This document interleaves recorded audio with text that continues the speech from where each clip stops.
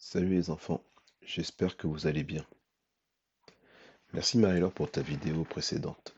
Elle est totalement en rapport avec le thème général déjà abordé le trimestre dernier sur l'interprétation. Aujourd'hui, je vais vous donner un premier outil pour vous aider à interpréter la Bible. Soyez attentifs car ce principe est essentiel. Jésus-Christ est le centre. Pourquoi pouvons-nous dire que Jésus-Christ est le centre de la Bible? Oui, c'est vrai. Jésus apparaît clairement dans la Bible dans les 4 évangiles. Tu me diras qu'avec les 4 évangiles, voire 5 avec les actes des apôtres, on ne peut pas considérer Jésus comme le centre de l'ensemble de la Bible. Et tu as absolument raison. Prenons juste le Nouveau Testament. Mais au fait, c'est quoi le Nouveau Testament? Le Nouveau Testament est l'ensemble des écrits relatifs à la vie de Jésus et à l'ensemble de ses premiers disciples. Donc, nous pouvons dire que Jésus est présent intégralement dans le Nouveau Testament. C'est clair? Le Nouveau Testament représente 27 livres. Sachant que la Bible a 66 livres, on n'est toujours pas à la moitié. Je vois que vous êtes difficile à convaincre. Mais au fait, c'est quoi l'Ancien Testament? L'Ancien Testament forme la première partie de la Bible. Il retrace la création du monde, la naissance et l'histoire du peuple hébreu. Figurez-vous que Jésus apparaît dans l'Ancien Testament. Oui, je suis très sérieux.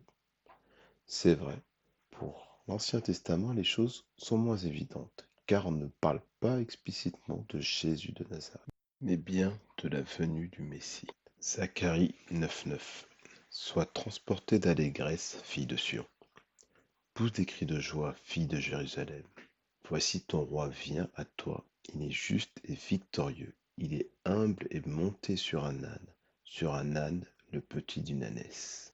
Dans Ésaïe 7,14, c'est pourquoi le Seigneur vous donnera lui-même un signe.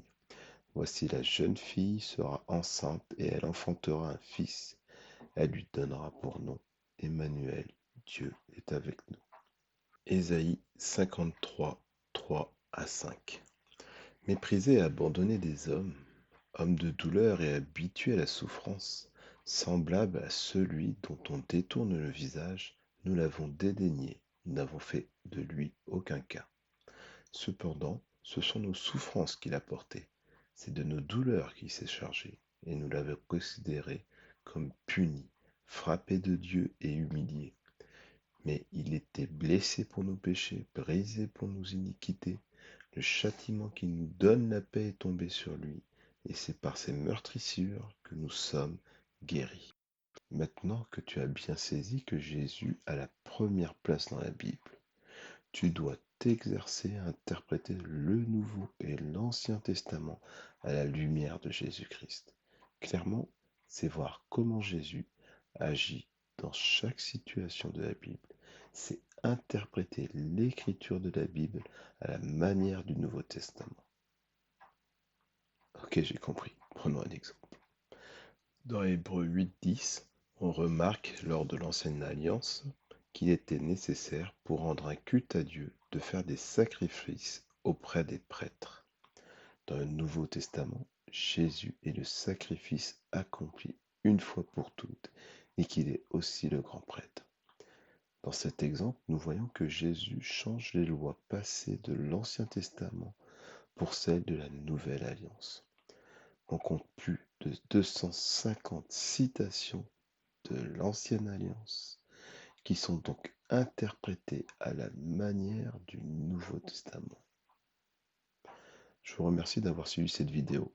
J'espère qu'elle vous aidera à progresser dans la lecture de votre Bible. Je vous dis à très bientôt.